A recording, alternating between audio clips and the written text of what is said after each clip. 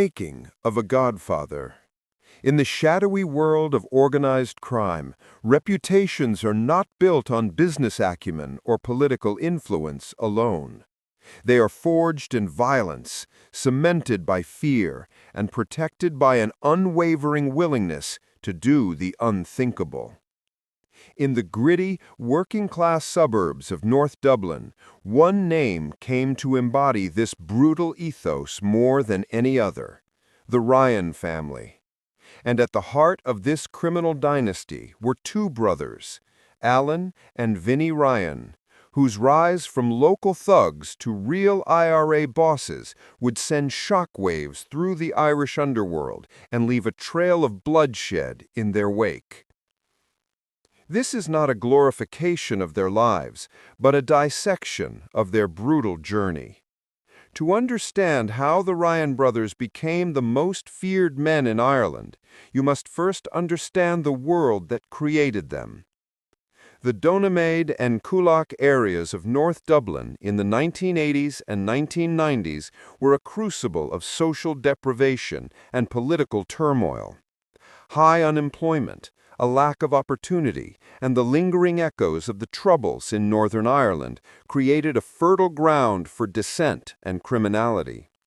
It was in this environment that the Ryan brothers grew up, steeped in a culture where Republican ideals and street-level gangsterism often blurred into one.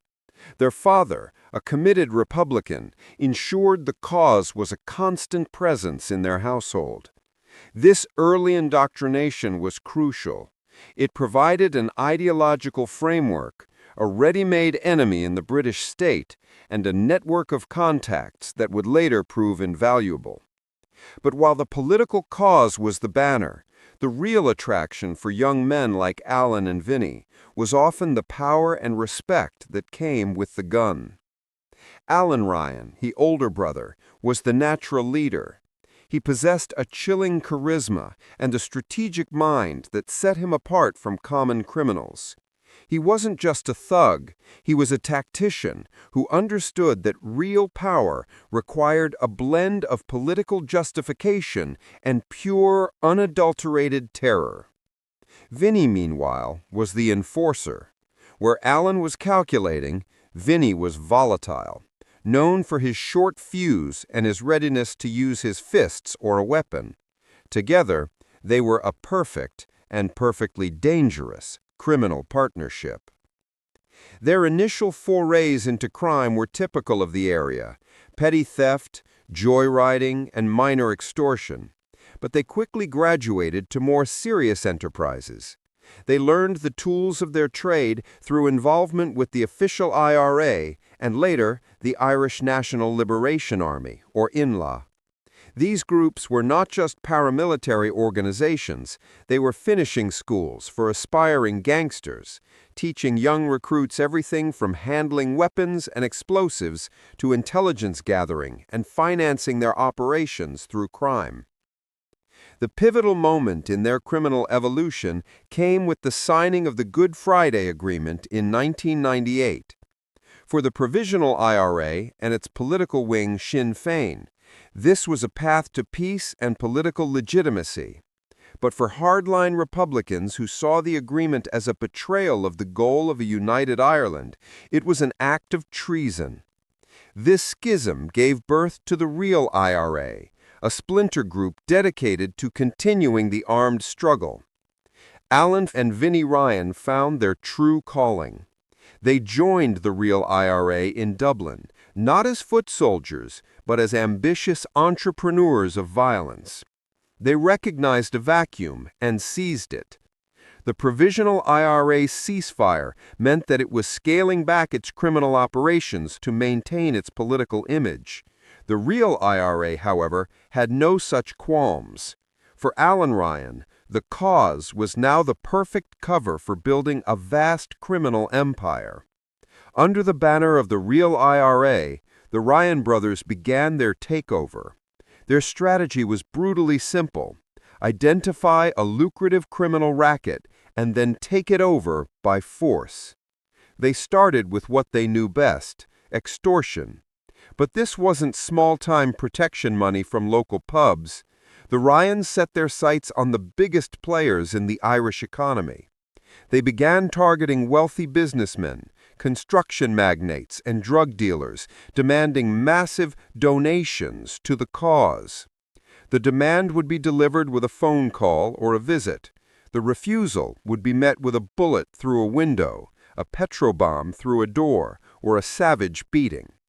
For those who still resisted, the next step was a punishment shooting, a bullet to the knees or worse. The message was clear: pay up or be maimed or killed. The genius of their operation was the political shield. If you went to the Gardaí, you weren't just reporting a crime. You were being accused of informing on the Republican movement, a charge that carried its own death sentence in many communities. This fear kept victims silent and allowed the Ryans to operate with a level of impunity that pure gangsters could only dream of. Their power grew exponentially. They were no longer just criminals. They were volunteers, commanding the respect, or at least the fear, of their community. Alan Ryan, in particular, cultivated an image of the revolutionary gangster. He was seen as a man of the people, while simultaneously terrorizing them. He could be at a Republican commemoration one day, laying a wreath for dead volunteers, and the next, orchestrating the kidnapping and torture of a drug dealer who refused to pay his war tax. This duality was the source of his power. But this rise to power did not go unchallenged. The Ryans were making powerful enemies. The Gardaí were watching, building cases. More immediately dangerous were the rival criminals whose territories and profits were being stolen. The Dublin Underworld is a small pond, and the Ryans were a very large and very aggressive shark. Other gangs, who had no political pretensions and were solely in it for the money, began to see the Ryan brothers not as freedom fighters, but as a direct threat to their business. The stage was set for an explosive conflict. The quiet streets of North Dublin were about to become a battlefield in a war that was part paramilitary struggle, part gangland turf war. Alan Ryan, sitting at the top of his burgeoning empire, must have felt untouchable. He had the gun, the cause, and the fear. But in the brutal calculus of the underworld, no one is untouchable forever. For every kingpin who rises, there are a dozen rivals waiting in the shadows, sharpening their knives and calculating the rewards for bringing him down. The reign of the Ryan brothers was spectacular, but it was also destined to be short and bloody. Their story is a stark reminder that in a world governed by violence, power is always, without exception, paid for in blood. And the debt was about to come due. To uncover the dark and twisted journey of what happened next, make sure you are subscribed to the Dark Deduce channel. We delve deep into the stories that others are afraid to tell. The Reign of Terror. The rise of Alan and Vinnie Ryan was not a quiet ascent. It was a violent explosion that shattered the fragile peace of the Dublin underworld. By the mid-2000s, the brothers had firmly established themselves as the de facto leaders of the Real IRA's operations in North Dublin. But for Alan Ryan, the political cause was increasingly becoming a branding exercise for a sprawling, multifaceted criminal consortium. Their reign of terror was built on three pillars: extortion, drug trafficking, and absolute control. And they enforced their will with a brutality that was both calculated and savage. The protection rackets evolved into a sophisticated system of taxation. The Ryans didn't just target obvious marks. They compiled lists of successful business owners, pub landlords, construction site foremen, nightclub owners, and even small-time entrepreneurs. A volunteer would arrive, often with a copy of the Republican newspaper Eirigi, and calmly explain the financial needs of the ongoing struggle for Irish freedom. The suggested donation was never negotiable. It was a command. The consequences for non-compliance were immediate and terrifying. One construction magnate, who believed his wealth and influence could shield him, refused to pay. Days later, a team of men wielding sledgehammers and baseball bats stormed his site. They didn't just threaten the workers, they systematically destroyed hundreds of thousands of euros worth of machinery. Diggers had their windows smashed and engines set ablaze. Cement trucks were tipped over.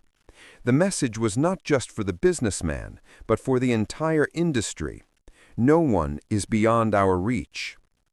The Ryans' most audacious power grab, however, was their move into the drug trade.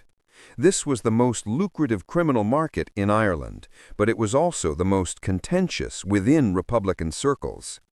Traditional Republican ideology vehemently opposed drugs, viewing them as a poison on their communities. Punishment shootings and beatings were often dished out to local drug dealers by paramilitaries claiming to be cleaning up their areas. Alan Ryan performed a masterful act of cognitive dissonance. He publicly maintained the anti-drug stance, presenting himself as a protector of the community. Privately, he orchestrated a massive takeover of the very trade he claimed to despise. His strategy was simple and ruthless. He and his lieutenants would identify mid-level and major drug dealers operating in North Dublin. They would then be presented with an ultimatum: either pay a hefty tax on their earnings to the army or hand over their operations entirely. Those who resisted were dealt with not as business rivals, but as enemies of the people. This allowed the Ryans to cloak their greed in the language of revolution. They weren't drug lords, they were confiscating the proceeds of a destructive trade to fund their war. In reality, they became the primary wholesalers for cocaine, heroin, and cannabis in their territory, amassing fortunes while their communities suffered. Vinnie Ryan was the sharp end of this operation. His reputation for violence was not an exaggeration. He was known to personally carry out beatings, his fury legendary.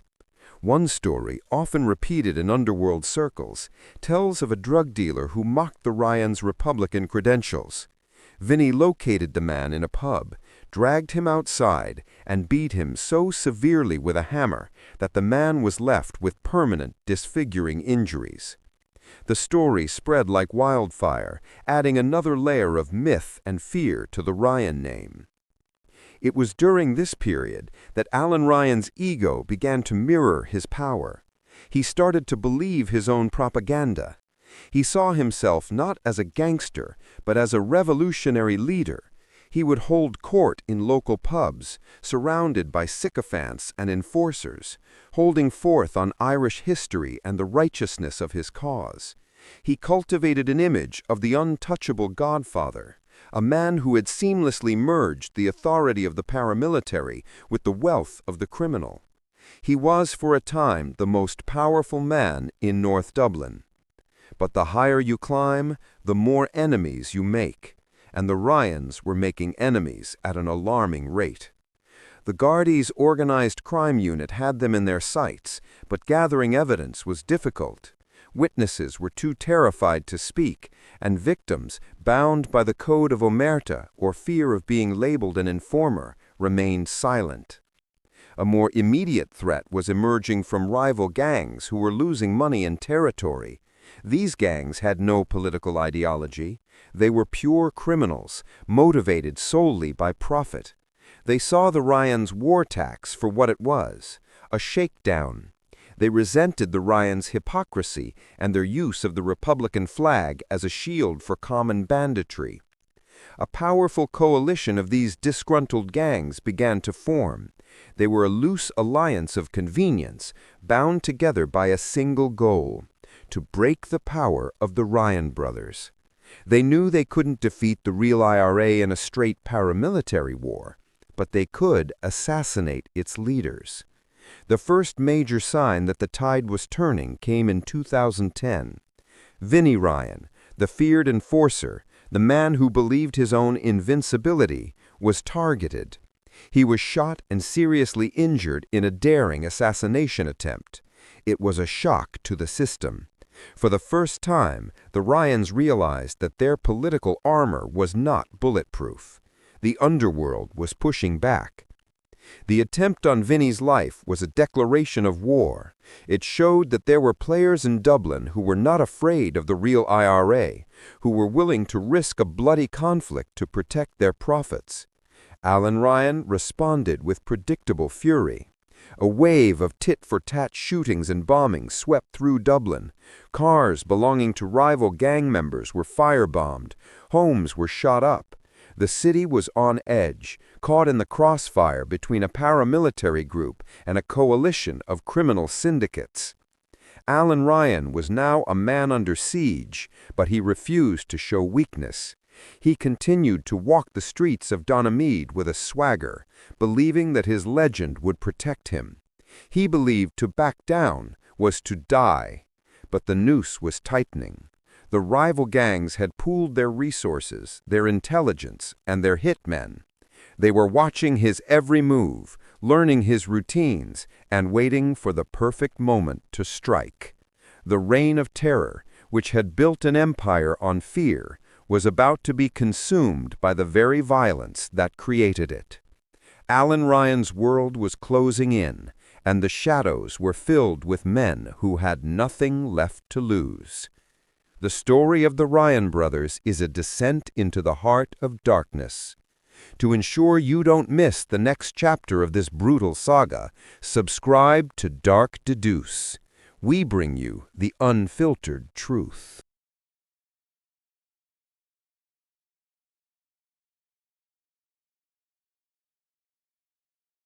The assassination of a godfather.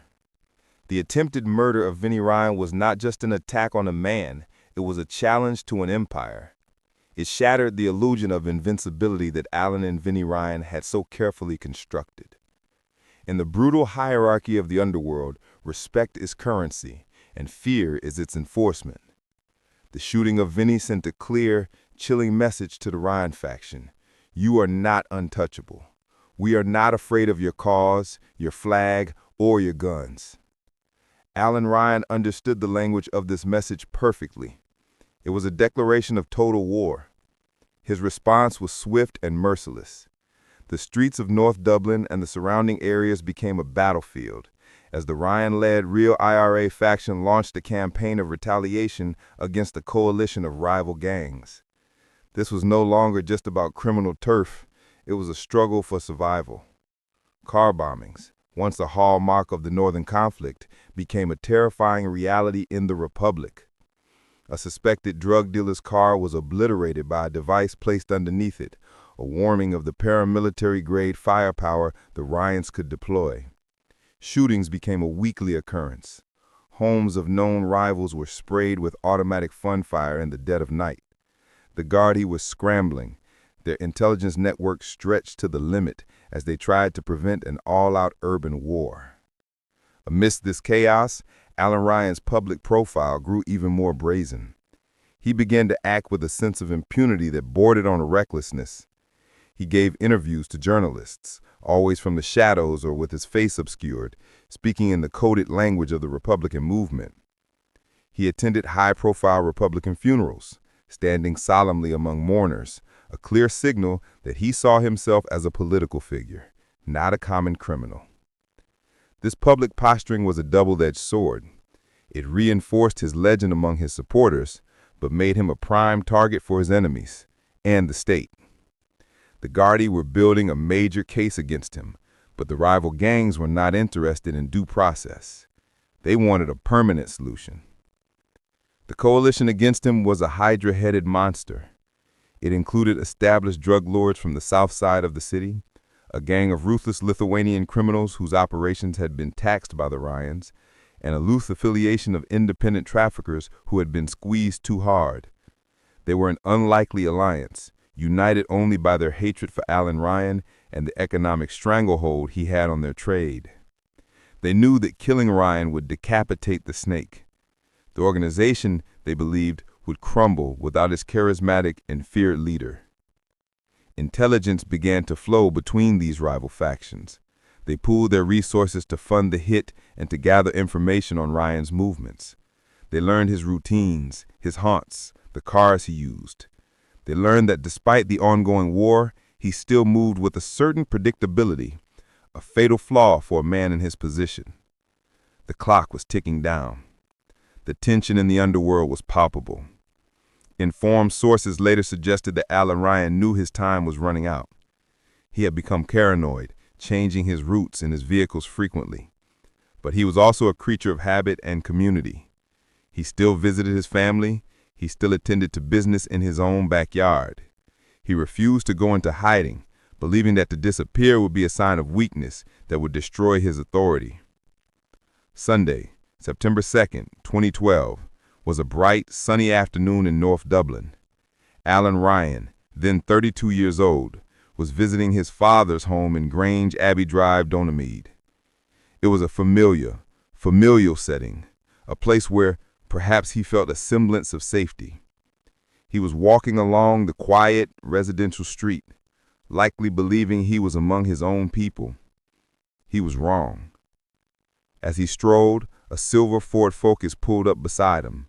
Two men, dressed in dark clothing and wearing balaclavas, jumped out. They were armed with high-powered handguns. They opened fire without a word. The silence of the suburban afternoon was shattered by the rapid, sickening cracks of gunshots. Alan Ryan was hit multiple times. He collapsed onto the pavement, his blood staining the concrete. The assassins, their work done, jumped back into the waiting car, which sped off and was found burned out a short distance away, a classic signature of a professional hit. The killing was clinical, efficient, and brazen. It was carried out in daylight, on a quiet street, sending the most powerful message possible. There is nowhere safe for you. The murder of Alan Ryan sent seismic waves through Ireland. It was front-page news across the country.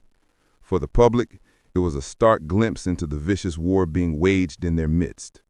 For the Republican movement, it was a devastating blow and a harbinger of a violent power struggle. For the criminal underworld, it was a game-changing event. The Godfather was dead. The king had been slain. The aftermath was immediate and volatile. Vinnie Ryan, still recovering from his own injuries, was now thrust into the leadership role, burning with a desire for revenge. The Real IRA promised retribution, vowing to hunt down those responsible. The fear of a bloody gangland war, now supercharged by paramilitary ideology, gripped the city. Alan Ryan's funeral a week later was a spectacle that laid bare the complex, contradictory nature of the man. Hundreds of mourners lined the streets. He was given a paramilitary send-off, a ritual usually reserved for volunteers killed in action against British forces. Men in black berets and sunglasses stood guard. A volley of shots was fired over his tricolor-draped coffin. He was eulogized as a dedicated Republican soldier, but everyone in attendance and everyone watching from the sidelines knew the truth. The man in the coffin was a Gangland boss assassinated by his rivals in a war over drug money and extortion rackets. The line between freedom fighter and criminal had been erased completely. The assassination of Alan Ryan was not the end of the story. It was the beginning of a new, even more volatile chapter. It created a power vacuum, and in the world of organized crime, nature abhors a vacuum. The question on everyone's mind was simple. Who would be brave enough or foolish enough to try and fill the void left by the dead Godfather? And what price would Vinnie Ryan demand for his brother's blood? The fallout from this assassination would plunge Dublin into a new era of violence. To understand the brutal revenge that followed, make sure you are subscribed to Dark Deduce. We uncover the stories behind the headlines. A brother's vow, a city in flames. The crack of gunfire that killed Alan Ryan on that sunny September afternoon did not just end a life. It lit a fuse on a powder keg of vengeance that would engulf Dublin in a cycle of violence more personal and more savage than anything seen before. In the underworld, power abhors a vacuum, but so does grief, especially when that grief belongs to a man like Vinnie Ryan. With his brother and leader murdered, Vinnie was no longer just the volatile enforcer. He was the heir to a blood-soaked throne, and his first and only order of business was retribution. The mantle of leadership fell on Vinnie's shoulders, but it did not fit comfortably. Where Alan was strategic, Vinnie was pure reaction. Where Alan could justify violence as a political necessity, Vinnie understood it only as a language. His brother's death was the ultimate insult, and the response would be biblical. The Real IRA, or more accurately, the Ryan faction of the organization, immediately promised a ruthless and relentless response. This was not a hollow threat. It was a declaration of intent delivered from a place of raw, unadulterated rage. Vinnie Ryan, now public enemy number one and a prime target for both rivals and the Gardaí, went to ground. But from the shadows, he began to pull the strings of a murderous campaign. The first phase was intelligence. The Ryan faction needed to know who exactly had pulled the trigger, and more importantly, who had given the order. The coalition of gangs that had orchestrated the hit was a loose one, and in the paranoid aftermath, leaks were inevitable. The underworld buzzed with whispers, names, and accusations. The Ryans' network of informants, built through years of fear and favor, went into overdrive. The revenge was not long in coming. Less than 48 hours after Alan's Marapara military funeral, another counter-strike landed. Marlon Moran, a 26-year-old known to Gardaí as a serious criminal with links to the faction that opposed the Ryans, was sitting in a van in the Sheriff Street area. A gunman approached and fired multiple rounds into the vehicle, killing him instantly. Moran was not a kingpin. He was a foot soldier. His killing was a statement. This is not a negotiation. This is a war of annihilation, and we will start with your soldiers and work our way up. The city held its breath. The Gardaí launched Operation Hybrid, a major initiative to prevent an all-out gangland war, but they were trying to contain a wildfire. The violence was sporadic, targeted, and ruthless. In November 2012, just 2 months after Alan's murder, another key player was eliminated. Gareth the Gaffer Malloy was shot dead as he sat in his car in Cloverhill, West Dublin. Malloy was a seasoned criminal, a man with significant influence and a suspected link to the anti-Ryan coalition. His assassination in a crowded area near a prison demonstrated the breathtaking audacity of the hit squad. The killers were fearless, striking with precision and disappearing back into the urban landscape. The message was clear. There is no safe place. Not in your car, not in your home, not in a crowd. Vinnie Ryan's thirst for vengeance seemed unquenchable. Each killing was a tribute to his brother, a bloody offering on the altar of his grief. He was orchestrating a reign of terror from his hiding places, his name whispered with a new kind of fear. He was no longer just Alan's crazy brother. He was the vengeful spirit of the Ryan clan, a man with nothing left to lose. But while he was hunting his enemies were also hunting him. The coalition that killed Alan knew that leaving Vinnie alive was suicide. He was a living, breathing declaration of war. The Gardaí knew it too. They had him under constant surveillance, aware that his capture or death was the only thing that might prevent the city from descending into complete chaos. The pressure on Vinnie was immense. He was a ghost, moving between safe houses, constantly looking over his shoulder. The weight of leadership, The burden of revenge and the constant fear of a bullet from the shadows were his constant companions. His public persona hardened. In the few photos that emerged from this period, his face was set in a permanent scowl, his eyes burning with a mixture of fury and paranoia. The campaign of revenge continued for months. Bomb threats, armed raids, and intimidation became commonplace. The Ryan faction was bleeding, but it was making its enemies bleed far more. They were proving that even without their strategic leader, they remained the most formidable and ruthless military criminal force in the city. The war was costing millions in Garda resources, and more importantly, in human lives. Communities were trapped in the middle, afraid to speak out, their streets becoming the backdrop for a real-life thriller with the highest stakes imaginable. The narrative was no longer about crime or politics. It had been distilled into something far more primal, a blood feud. It was the Hatfields and the McCoys with automatic weapons and car bombs. The death of Alan Ryan had not brought peace to the rival gangs. It had unleashed a furies that they could not control.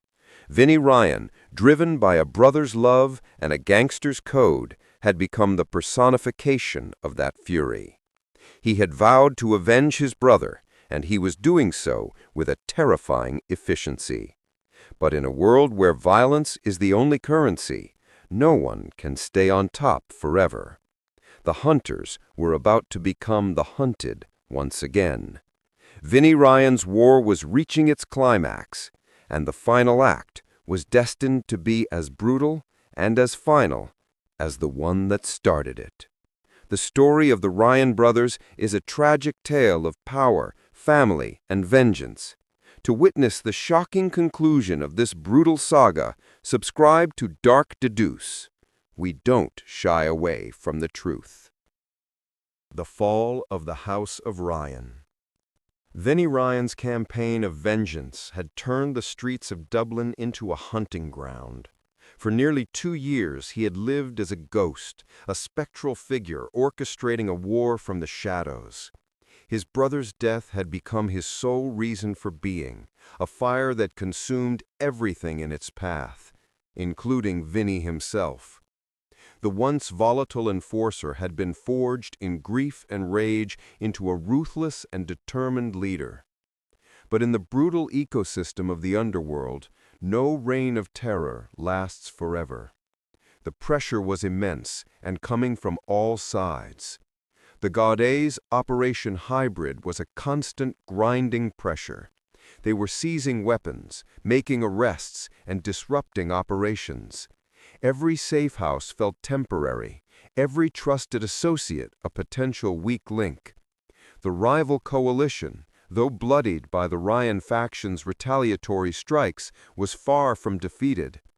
They had learned a painful lesson from the assassination of Alan Ryan. When you strike at a king, you must not only kill him, but you must also destroy his heir. They knew Vinnie was the engine of the revenge campaign. While he lived, the war would continue without end. Their resources were vast, their patience worn thin, and their desire to end the threat of the Ryan family once and for all was all-consuming. Intelligence suggested that Vinnie was becoming increasingly isolated. The constant pressure was taking its toll, narrowing his circle of trust to a precious few. His movements, while still cautious, were becoming more predictable to those who knew how to look. The net was closing. The end came on the afternoon of June 19, 2014. Vinnie Ryan, now 39 years old, was living under an assumed name, trying to maintain a semblance of a normal life. He was in the Ballybock area of North Dublin, a stone's throw from Croke Park Stadium. He was sitting in his black BMW car, a vehicle he likely believed was secure. At approximately 2:30 p.m., as he sat parked, 2 gunmen approached. They were armed with a handgun and a shotgun, weapons chosen for close quarters, guaranteed lethality. They opened fire on the car, unleashing a volley of shots that shattered the windows and tore through the metal. Vinnie Ryan had no chance. He was killed instantly, sitting in the driver's seat of his car in the heart of a community he once believed was his domain. The assassination was a carbon copy of his brother's murder, brazen, public, and ruthlessly efficient. The killers fled the scene, leaving behind a city stunned by the sheer audacity of the hit. The message was unequivocal. The war is over. We have won. The House of Ryan has fallen. The murder of Vinnie Ryan sent a final, definitive shockwave through Ireland. If Alan's death had been an earthquake, Vinnie's was the devastating aftershock that collapsed whatever remained standing. The double assassination of the Ryan brothers within a span of less than 2 years marked the end of an era. It was the definitive conclusion to the story of the Republican gangster. The paramilitary funeral that followed was a somber, scaled-down affair compared to Alan's. The same rituals were observed: the black berets, the sunglasses, the tricolored draped coffin. Another volley of shots echoed in tribute. But the energy was different. The defiance was muted, replaced with a palpable sense of defeat. The two brothers who had built an empire on fear and political fervor were now together in death, their legacy a complicated and bloody stain on recent Irish history. In the aftermath, the Ryan faction of the Real IRA crumbled. Without the charismatic leadership of Alan and the ferocious drive of Vinnie, the organization fragmented. Some members were absorbed into other dissident Republican groups. Others drifted back into pure, apolitical criminality. The rival coalition that had killed them, having achieved its objective, also dissolved back into its constituent rival gangs, ready to fight amongst themselves over the spoils. The vacuum was filled by a new generation of criminals, many of whom had learned from the Ryan story. They saw the pitfalls of mixing high-profile political branding with criminal enterprise. The new model was quieter, more corporate, and far less concerned with crafting a public legend. The story of Alan and Vinnie Ryan is a dark Shakespearean tragedy played out on the streets of Dublin. They were products of their environment, men who used a political cause as a ladder to immense power and wealth. They commanded fear and respect in equal measure, building a criminal empire that seemed, for a time, unassailable. But their greatest strength became their fatal weakness. Their very public profile, their belief in their own myth, made them targets. The political cause that provided their shield also painted a target on their backs, inviting challenges from those who saw it as mere hypocrisy. They lived by the sword, and they died by it, their deaths marking not a heroic end for a cause, but the brutal conclusion of a gangland feud. Their legacy is not of revolutionary glory, but a cautionary tale. It is a story of how power, when built solely on violence and intimidation, contains the seeds of its own destruction. It is a reminder that in the shadowy world they inhabited, there are no happy endings, only temporary victories and inevitable violent conclusions. The brutal lives and crimes of Alan and Vinnie Ryan serve as a grim monument to a particularly violent chapter in Ireland's history, a chapter now closed, but whose echoes can still be faintly heard in the quiet streets of North Dublin. The story of the Ryan brothers is a stark look into the consequences of a life of crime. If you want to explore more dark and compelling true crime stories from around the world, make sure you subscribe to Deduce. Your support helps us bring these complex narratives to light. Thank you for watching.